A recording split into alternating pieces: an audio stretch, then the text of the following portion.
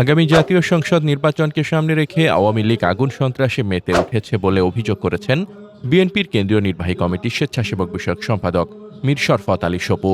তিনি বলেন, কড়াইল বস্তিসহ দেশের বিভিন্ন স্থানে লাগা আগুনের পেছনে কারা জড়িত তা খতিয়ে দেখা জরুরি। জনগণ বিশ্বাস করে এগুলোর সঙ্গে আওয়ামী সন্ত্রাসীদের সম্পৃক্ততা থাকতে পারে। বুধবার দুপুর 12টায় মুন্সিগঞ্জের শ্রীনগর ছনবাড়ি বাসস্ট্যান্ড এলাকায় বেগম খালেদা জিয়ার রোগ মুক্তি কামনায় দোয়া মাহফিল শেষে সাংবাদিকদের সঙ্গে আলাপকালে তিনি এসব মন্তব্য করেন। মীর শরফত আলী সপু বলেন, আওয়ামী ফ্যাসিবাদকে স্পষ্টভাবে বলে দিতে চাই, দেশের মানুষ এখন নির্বাচনের দিকে তাকিয়ে আছে। কোনো ধরনের সন্ত্রাস বা শৃঙ্খলা ভঙ্গ করে নির্বাচন ব্যাহত করা যাবে না। জনগণ এবার ভোটের মাধ্যমে তাদের জবাব দেবে।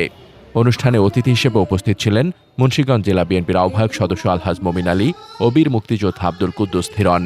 আলহাজ মমিন আলী বলেন, মুন্সিগঞ্জে এক আসনে ফ্যাসিস্ট আওয়ামী লীগের দোসরকে যে প্রাথমিক মনোনয়ন দেওয়া হয়েছে তা বহাল থাকবে না। চূড়ান্ত মনোনয়ন অবশ্যই তৃণমূল যে প্রার্থীকে চায় তাকেই দেওয়া হবে এবং জনগণের ভোটে তিনি বিজয়ী হবেন।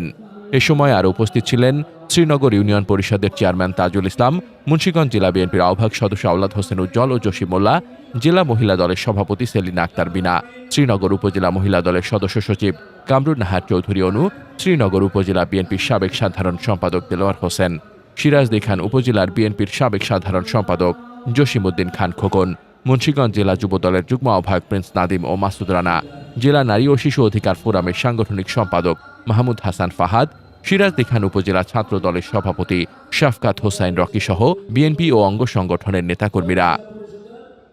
মোহাম্মদ শামীম রেজা, দৈনিক খোলা চোখ।